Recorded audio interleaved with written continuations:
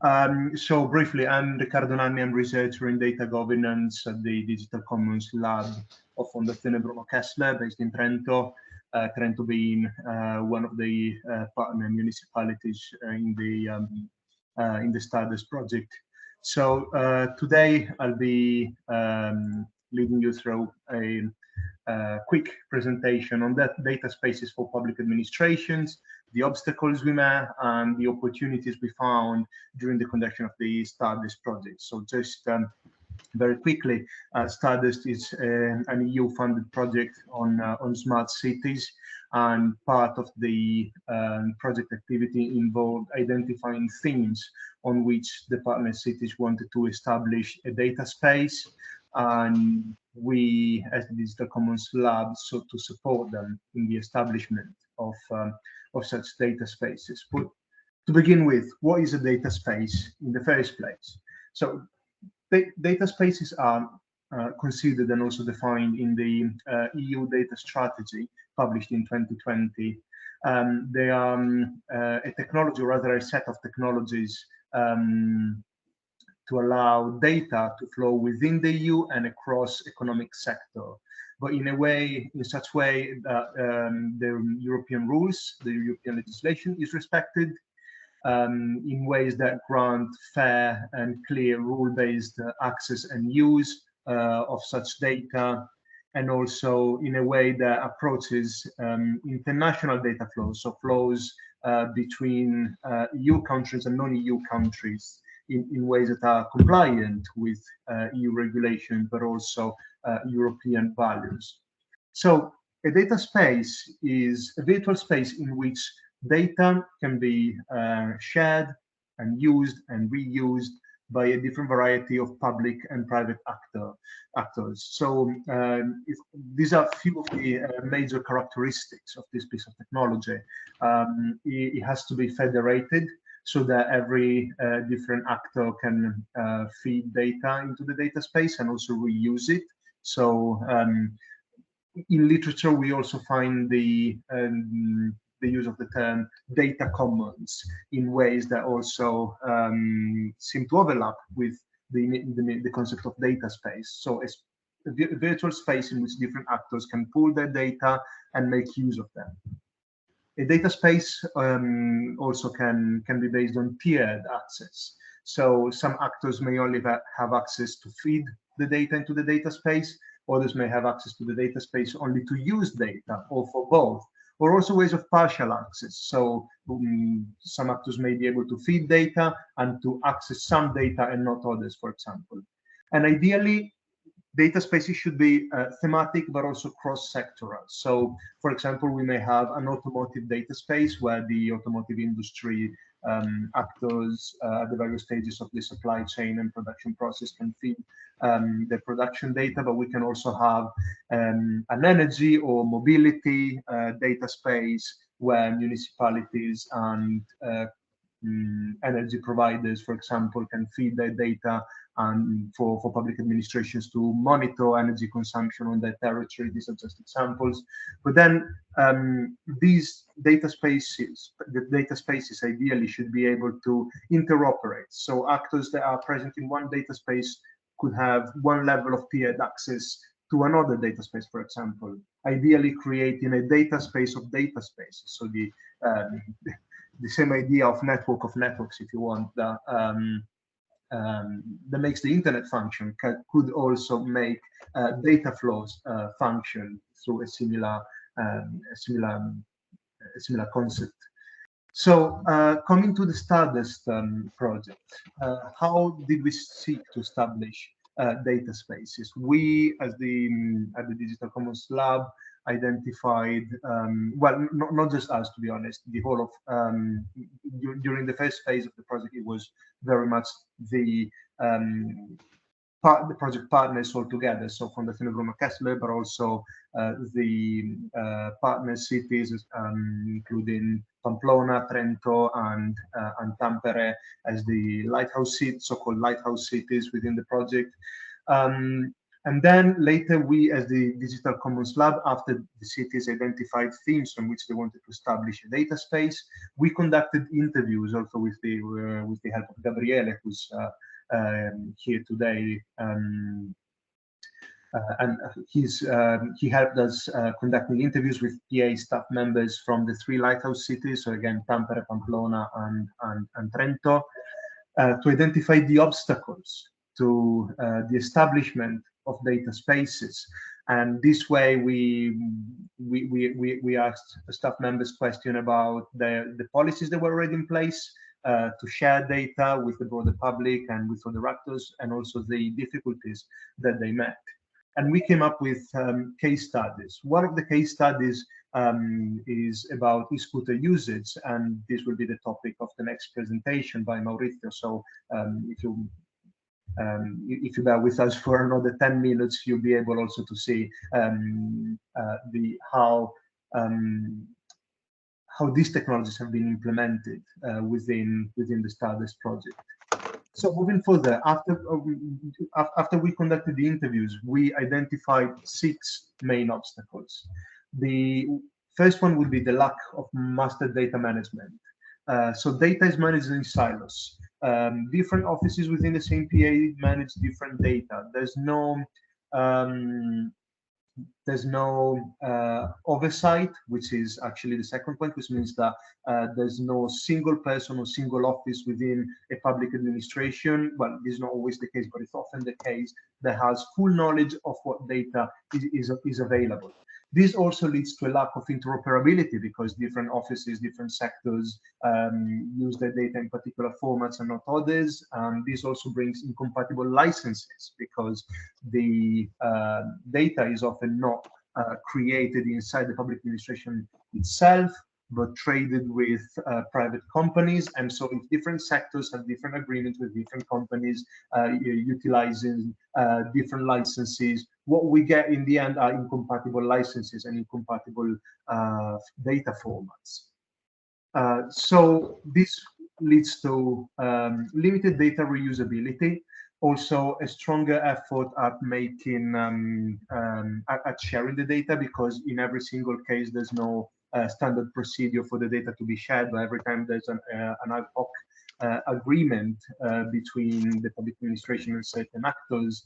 And this also sums to the limited accessibility of data-driven economies, data-driven policymaking for smaller and peripheral public administration, precisely because they often lack competencies and human resources to master the data and to reuse it. So we have problems in terms of human resources, but also problems in terms of organizational culture in a way. So what we sought to do, what we tried to do during the Stardust project was to envisage themes on which to create data spaces, but also to foster preparedness for the creation of new data spaces in the future. Why? Because during the conduction of the Stardust project, the EU was working on 2 important pieces of legislation. The Data Governance Act, which entered into force in September 2023, so it's very recent. We haven't seen the effect, we're not seeing the effect of this new piece of legislation yet. And then the Data Act, which is forthcoming, probably entering into force next year. These 2 pieces of legislation set the modes and obligations for companies and public administrations alike to make data available. So before we see the effect of this new legislation, we need public administrations and companies to be ready to share the data, to understand what this entails, to be able to decide what data to share and under what circumstances, and what would be legal to share under the Data Governance Act and the Data Act. Because let's remember that the sharing of data under these 2 new pieces of legislation is only compulsory, but within the limits of the General Data Protection Regulation, so the main privacy legislation of the EU. So by identifying themes on which to create data spaces. And by identifying the obstacles that public administrations are currently meeting and working on them, we supported the public administration in fostering their own preparedness to meet the challenges of these new regulations. And this is one of the main results of the Stardust project, at least as far as the activities in which we, as the Digital Commons Lab, were involved.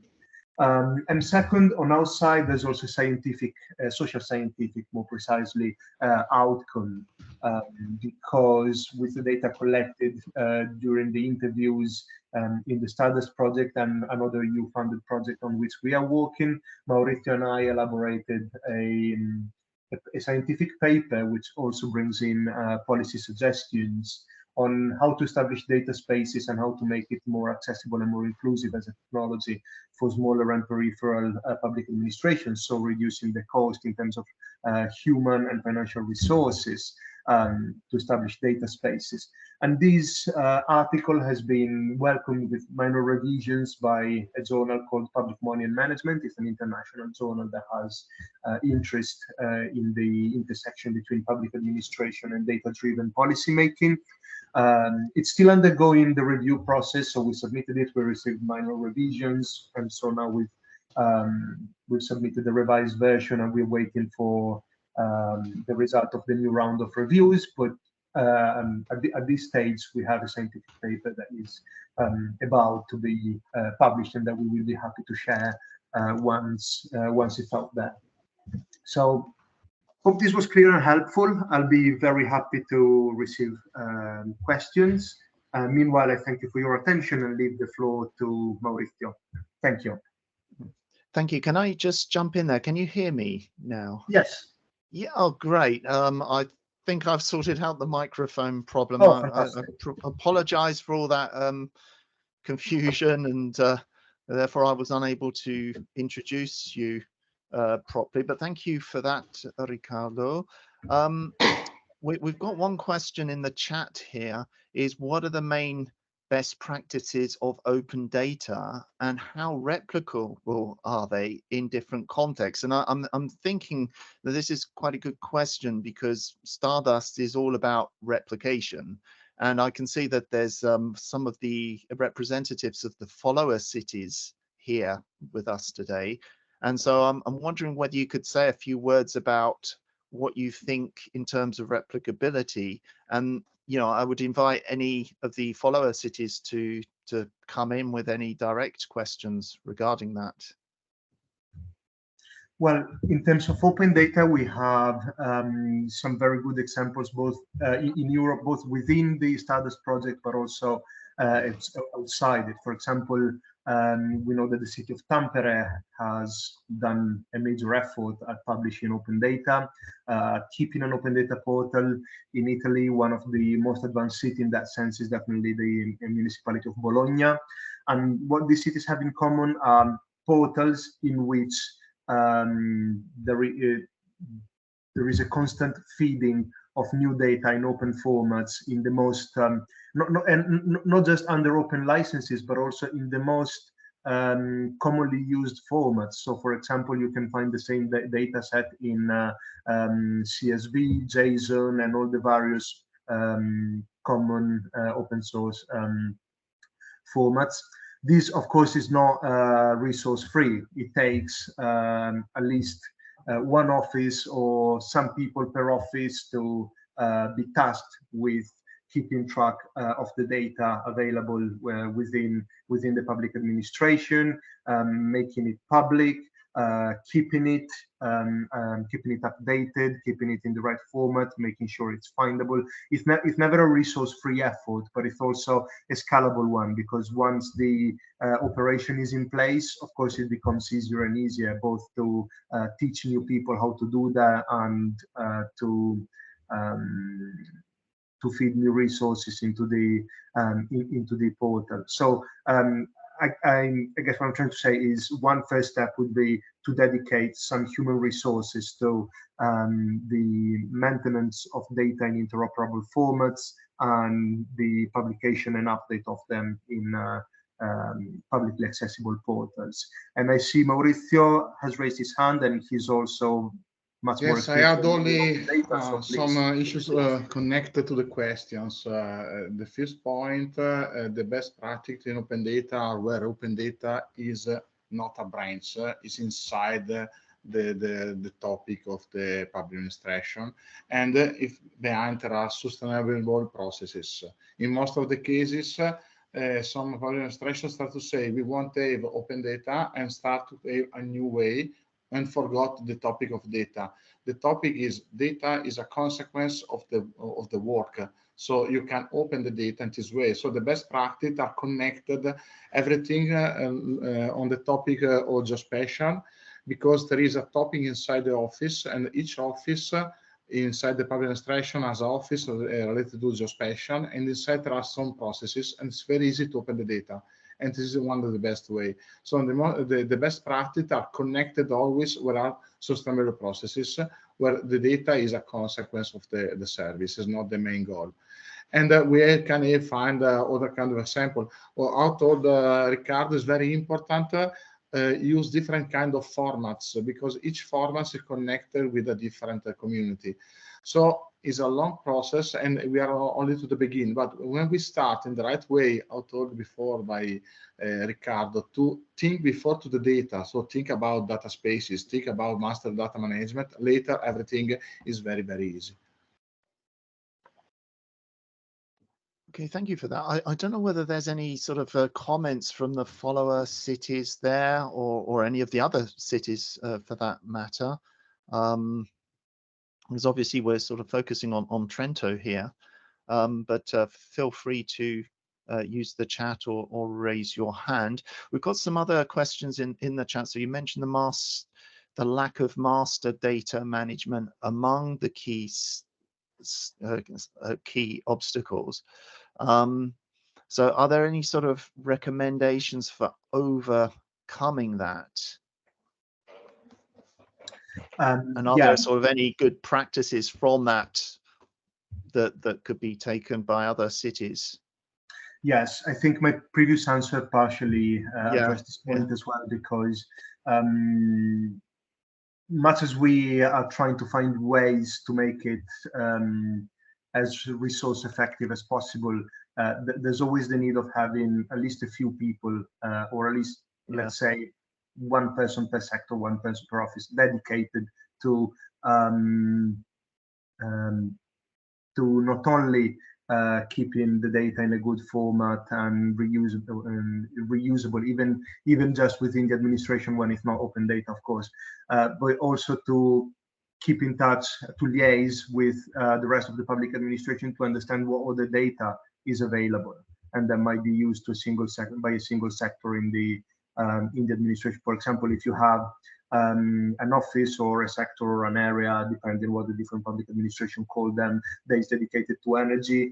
You probably also have another one that is dedicated to mobility. They each have access to their own sources of data. They each produce their own data, but they probably need each other's data to conduct more complete analysis. And so each of them would need a person at least, or a group of people more ideally, to both keep the data updated and to liaise with other offices going, hey, do you need this data by any chance? And please, could you provide me with this other data which we need to make a more complete analysis for. So there needs to be human resources dedicated to this job. It can't be a job that someone does on top of something else. The maintenance, the stewardship of data, the management of data has to be a full-time job in this sense. Yeah, I think that's a point that's coming through quite clearly. Requires human resources and sort of specialists really for that. Okay, thank you for that. Then if there's no other questions, perhaps we can go on to you, Maurizio. So you're Maurizio Napolitano, so you're head of the Digital Comms Lab at the Bruno Kessler Foundation, so based in Trento, I believe, and you work on the development of policies, actions and software related to open data. And so you're going to talk to us sort of more specifically about the lessons learned from the e-scooter initiative in Trento. So the floor is yours.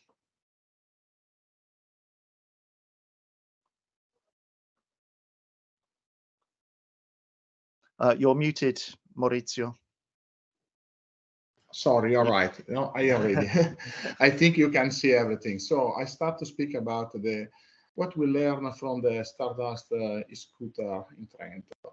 In the 2020, the municipality of Trento started to use to install the service of the e-scooter. You can find here what are the more relevant keywords. You can read one of the topics is connected to the COVID.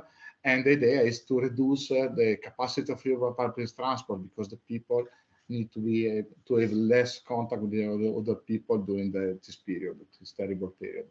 And you can understand it's also a issue to expand the alternative of the mobility to improve also the quality of the environment in Trento. So started with this topic.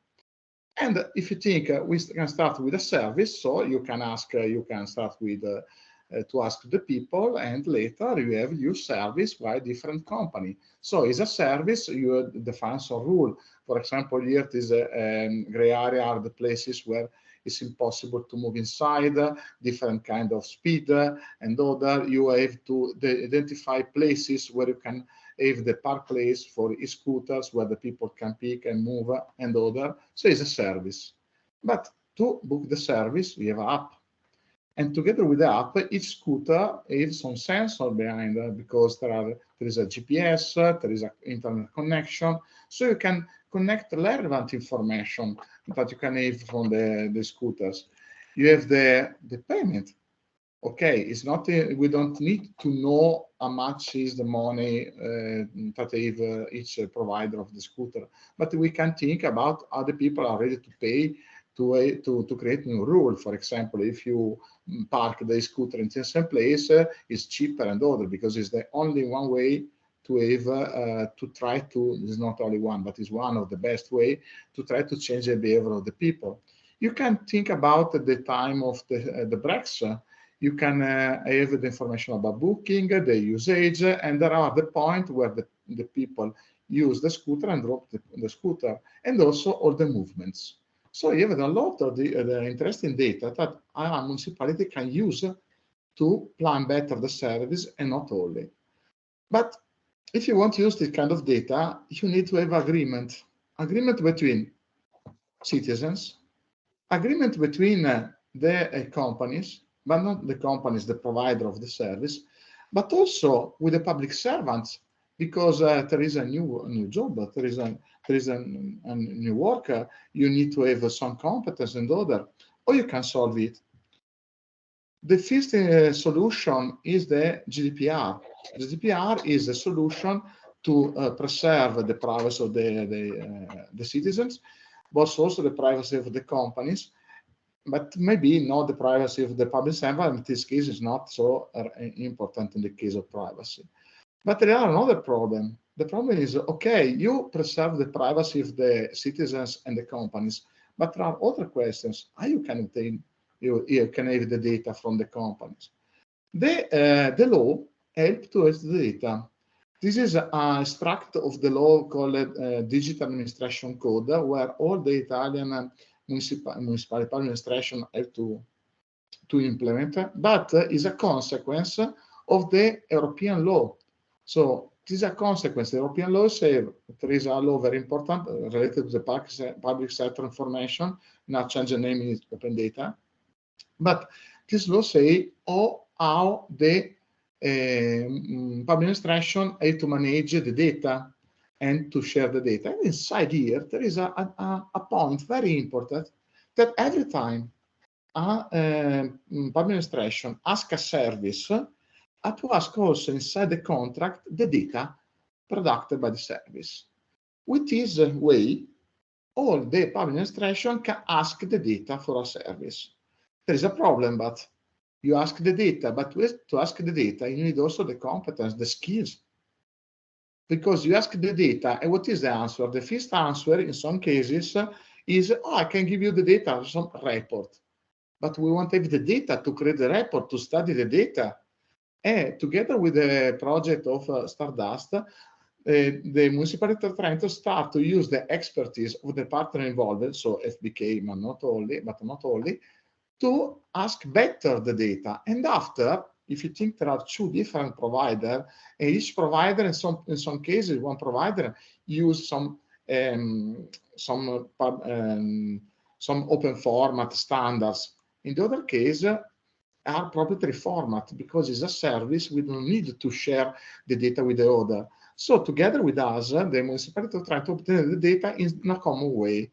I hide the name of the providers because it's not nice to show you, but we have the operator, the name of operator, and for each scooter, we have the time where a person used the scooter. We have also the position of the starting position, latitude and longitude, and in some cases, depends on the provider, we have also the partial movements. So the movement every 5 minutes, 3 minutes, I can't remember now. And we manage all the data to have only one format useful to use it to study the data. Which is the municipality of Trento started to create a dashboard. And with the dashboard, you can see here, you can see what is possible to have by the bot provider, but if you ask only the report, you have the report from one provider, the report to the other provider, are two providers in this case in Trento, but can be more. And together, you can see all together the information about the use of the e-scooter in Trento. Not only, you can study the usage, what are the best period used, in which place, what are the most used during the week, and other. And you can have information day by day and week by week, so you can see what are the best period used during the day. So you can say, okay, nice, it's only a presentation, but with this kind of data, what is possible to do? So inside FBK, we started in our unit to analyze the data. And we try to understand the behavior. And we say, okay, the behavior is always the same, but it's not always the same during the day. There are some events that can change the behavior of the people. We know that every Tuesday in Trento, there is the market, the street market. So the complete downtown is not more accessible for the users, for the cars, sorry, for the reason because the place is occupied by the market. And by show the data, we say that there is a change of behavior, but not so big like other kind of cases about the cars, about bikers. We can understand that there is the market, but the people like to move again with the scooter because move in another way. And we found all other kind of problem, for example, the weather and other. I don't want to speak too much about the problem about the weather, but you can see also the behavior during the pandemic, because during the pandemic, if you remember, in the case for Italian people, was the problem you can't move out after 10 p.m. And we can say there is a lot of use of the scooter during this time because the people have to run very fast at home about the emergency, about the restriction. So you can see better here where changed with the COVID changed everything. Also the use of the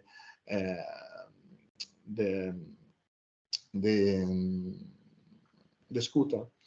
So with the curfew, also changed everything. So you can understand if the policy made by the people, by the in this case are very big policies, because during the pandemic was a lot of policy made by the government, but you can understand also the behavior, and you can understand better the behavior, what happens. So you can have a picture about the use. Not only with the information about the pickup and drops of the scooter, you can say what are the places where the people need to park the scooter. So the municipality started with a plan and say, we can create places where the people can park the scooter.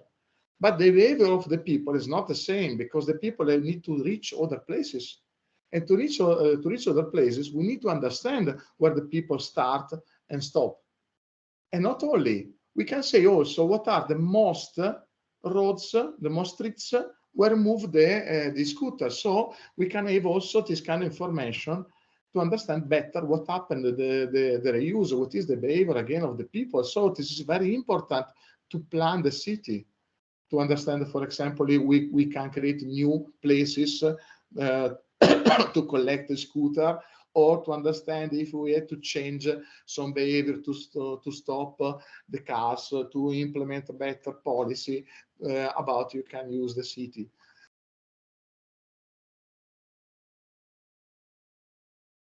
The colors, yellow, less, red, bigger, means the speed, and we analyze the speed during the day. And we can say it more or less, maybe it's easy to understand, but the speed of the e-scooter is going the same velocity about how many people are in the city. So you can use also these scooters like a sensors to understand how many people are around the city.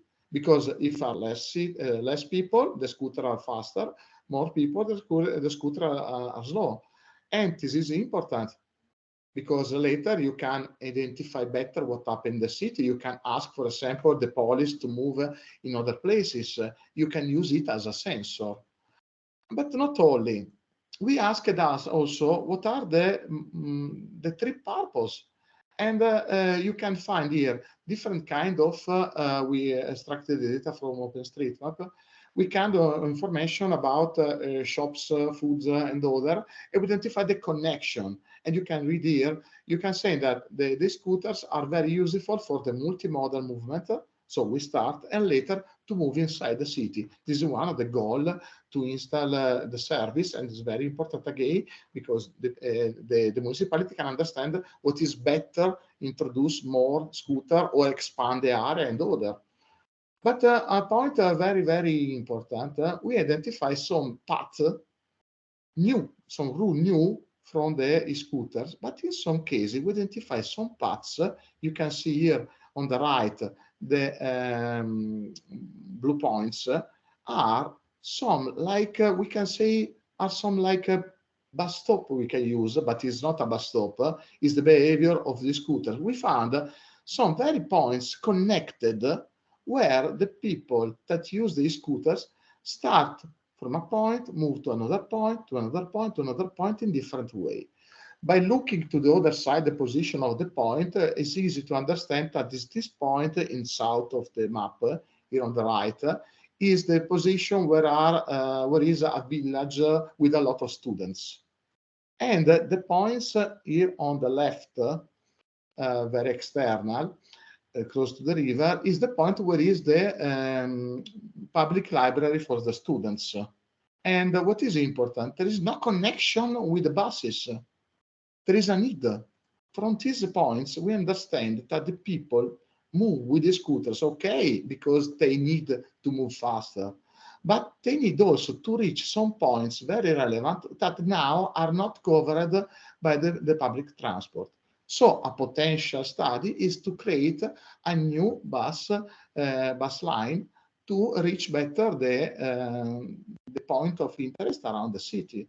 And this is relevant because in the planning of the public transport, there are some very attractive points, like the library, by the village of the students, like the theater and other. And in most of the cases, there is a connection with the buses. But the planning of the buses is not always the same, can change it, and maybe is old. And with the behavior of the scooters, we can track what are the new potential. So, lesson learned. The European legislative system preserves the interests of citizens and business, and for example, GDPR. And there is also some very important action connected to the action to share the data between public and private. And the case of the scooter in Trento with the Stardust is very relevant, is a very important case where we can, when a public administration can use the data of the private to create the benefit of the cities. And the public administration, but there is a problem, needs help, needs a lot of help, is the topic introduced before by Riccardo. The public administration needs help to understand, to manage the data. And there is a very slow process, but with the help between private and public, with projects like Stardust, can improve this very, very fast. And later we have example. With example, later we start everything. What is relevant in my slide that the dashboard is created by the Municipality of Trento. Inside dashboard, inside the Stardust, sorry, we teach the staff of the public administration of Trento to create the dashboard, to analyze the data. And so there is a big enrichment inside. It is very relevant later to speak with the other, with the colleagues and other, because one of the problem inside the public administration is that each office work like a silos, isolated. But with the data, we can connect all together. And you can see here, the last point, with a scooter, it's possible to learn about cities and travel habits, understand the behavior, identify new bus routes, identify new parking areas for scooters, and adding real-time information about the speed of the cities. But not only. Another point is we can understand, we can study, for example, the price.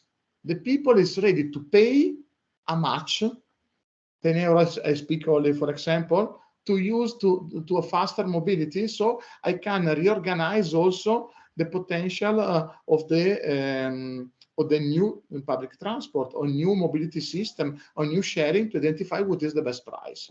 So this is what we learned from Stardust by using the e-scooters. So this is all my information. If you need to contact me, to reach me, this is my email here. Okay, thank you very much, Maurizio. Yeah, very interesting, that sort of like case study of Trento there. There's quite a lot of ramifications in data reuse here.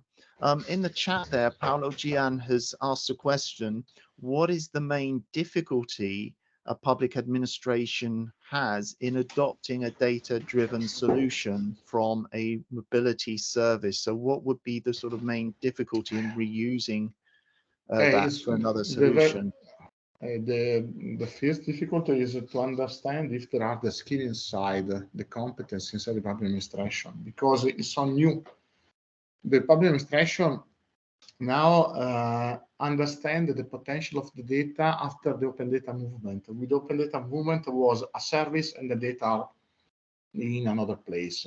Not only some special office like the office related to the statistics, there are the office related to the transport, understand the value of the data. But it's not the case. The administration is focused on the service. Now there is the new update with open data because the administration understood the value of the data. Now the administration is ready to ask the data. The law I told you before is a very important signal. Now we need the data, not only the service. And it's slow, the process to adopt a data-driven solution. In most of the cases, there is a fight between the data, what say the data, and what is the perception of the people. Because the people say, but my vision is another. So you have to stay all on the balance of both the way. But after you have opened the data, or in this case, not possible to open everything in the case of the e-scooters, because you have to preserve the information about the providers. Because the providers can say, I install my data, there is the order, but there is a competition inside. So you have to hide this kind of information. But in any case, you can start to create new lab. For example, the partnership with the Municipality of Trento in Stardust is very important because I use the data with the students. Or I am a teacher about geospatial analysis for the students in data science in Trento, with the University of Trento. We can start the data and we can show to the administration what is the potential. Later, the administration have to learn, acquire the skill. If it's not possible to acquire the skill, acquire the software, because there are a lot of software that I can use. I create a prototype, I study the data, I show you what is possible to do. Later, you go inside and you acquire the software to analyze the data and understand better what is the potential to use inside your office, because our office is concentrated, is focused on a topic. Later, the innovation office is to speak with the other office to teach, to improve the culture. So we need time there are a lot of difficulty because we need time to change the behavior, but I think it's possible because with this example, but we don't have not only this example, we saw a lot of situation. Every time I speak with public servants, I find a lot of energy, a lot of need to understand better, to interpret very well the role inside the administration. And this is very important. And only by speaking, by show and understand, we can create the culture of data. It's slow, but I think there is a big potential and the public servants are ready to understand it. Ricardo? Okay, thank you. Yeah, Ricardo, please. Yes, just to build on what Maurizio said and to complement on this question, because I think it helps me to re-elaborate on things I've anticipated before. Yes, there are a number of difficulties that Maurizio has illustrated, and this is one of the reasons why we believe in data spaces as a way to simplify the work for public administration, because it's true that there's a need for human and financial resources to kickstart data-driven policymaking, from data management to data stewardship to making it available, etc., etc. But for example, once a data space is in place, a public administration that is smaller or has few resources, so if a latecomer in data-driven policymaking can enter the data space, harness what is already there to start running its own analysis, and maybe learn from the practices that exist in there to make the few data they have usable, and at that point start feeding into the data space and become both contributors and users of the data that is already available on the data space. So it takes someone bigger, in a sense, to kickstart the work, but then once it's in place, it becomes also a way to simplify data-driven policymaking for smaller and peripheral public administrations. So in this sense, yes, there are obstacles, there's a need for help, as Maurizio put it, but the help can also come from the larger public administration, more central and regional public administration, to the smaller one through the implementation of data spaces. I also take the chance to reply to another question that is in the chat. They asked me to share the paper in the Stardust repository. I think we can do that. I'll need to check if there's any policy restriction from the journal on preprints and that kind of stuff. But I don't think there's any limitation on that. So we'll be sharing the current draft. Okay, thank you, Ricardo. Yeah, while I was listening to you, Maurizio, one question came to mind is that it seems that this e-scooter scheme has produced a lot of data that didn't exist before. I guess that the municipality did have data on transport and things like that to some degree, but I suppose the e-scooter was really sort of more personal trips. Not just bus routes, it's the scooters can go anywhere. Is it the first initiative, the first scheme that has provided this sort of data in the municipality? In this case, I think is the first because the case of e-scooters, there is a possibility to track the routes.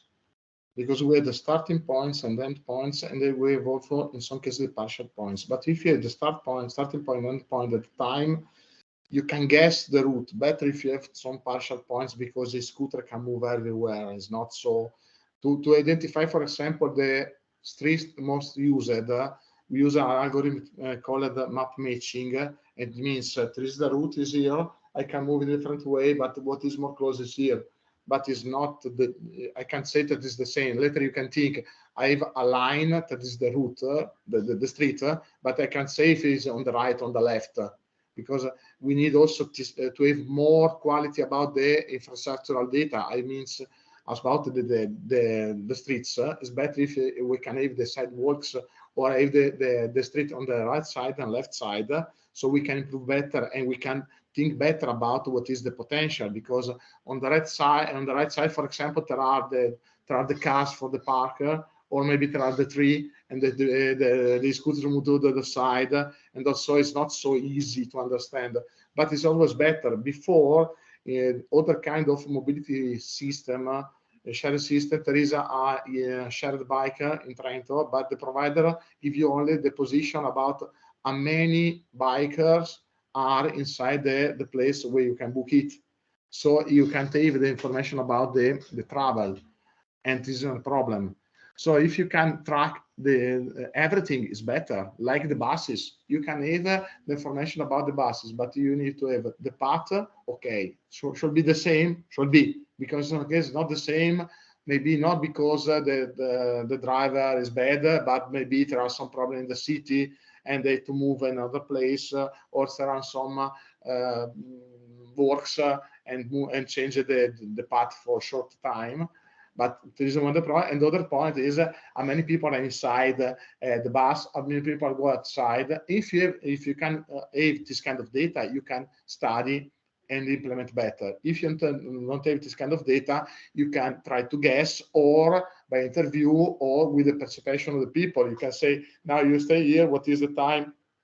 There are some common way, because everybody knows that during the time of the schools, there is more traffic, open the school, so you can guess. But I think these kinds of information are more useful to create the ground theory. So you say, if I create a model to predict the behavior of the scooters or bus traffic and other, I need to have some point very important. So for example, every Tuesday there is the market. I need to understand if every Tuesday the car move more outside the downtown of the city. So in the case of the scooters, I think is very relevant, because with the path you can join this kind of data with other kind of data. For example, you can have the information about the traffic, you can have the schedule of the traffic signals, for example, because it's managed of the traffic of the cities. You have some counter of the bikers. So you can collect more data, you can collect more information, you can try to identify. I use a try because after you create a report, you have a vision, later you have to check, because maybe there are some bias on the data. If you try to guess, there is always some bias, but it's very relevant. I think this is the first point, and I told you before, we need also to increment this very, very slow, to identify some challenge, very important, point by point. In this case, the project Stardust helps a lot the municipality of Trento. I remember we organized also a hackathon, and it's very important to create this culture of data inside the public administration, outside. The citizen have to understand what is possible to do. I can play my part, because today I'm a citizen, tomorrow I am a public servant, after tomorrow I am a student, I am an entrepreneur. And if I know what is the potential of the city, what is the public sector information I can offer the cities, I can do everything and can help the city, not only my life, and also create a new business. Okay, thank you for that. Very interesting. I'm just wondering, before we sort of conclude now, are there any questions? Either you can write in the chat. Yeah, there's one coming up here. If you have a public EV charge point, are there any differences in how you manage this data compared to the data from the e-scooters? Any ideas on that? No, the question is very nice. I can't answer now, because I need to have more time to understand what is possible to obtain this kind of data. I need to study the data to understand what's possible. But I ask Anne if she can send me an email so we can discuss together about this, because if she has the data, we can try to study to understand. And the data is scooters. In these cases, there is a point very relevant. The charging is not a problem of the users, it's a problem of the provider of the service. So there is a sensor inside the scooters with a level of battery, and if there are no more battery, there are some cars made by the provider that collect all these scooters and redistribute around the city. This is another of the point, is more connected with the provider of the service, because you can move the the scooters everywhere, but in most of the cases is on the beginning of the day, you need to have a lot of the scooters, for example, where is the train station, and later move everywhere. But after, during the period that the people go back, you have to redistribute again the position of the scooters. So it's not so easy. Okay, thank you. Thank you, and I'm waiting for your email. Okay, well, thank you to both of you, Riccardo and Maurizio. And again, apologies for my microphone problem. Thank you very much for that. So this, just a reminder that this is the first of a series of webinars that we're doing as we're reaching the last months of the Stardust project.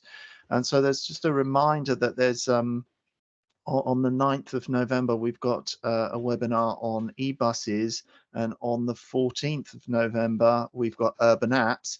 And then I just invite you to keep track of the social media and the information available on the website, because there will be other webinars in the pipeline as well. I think there's one at the end of November as well. I can't remember the date, but there will be a few others like this, and hopefully without the microphone problems. Okay, so thank you to both our speakers, and thank you for all the people who've joined us, and thank you for your patience, and we'll see you soon. So thank you. Thank you. Bye.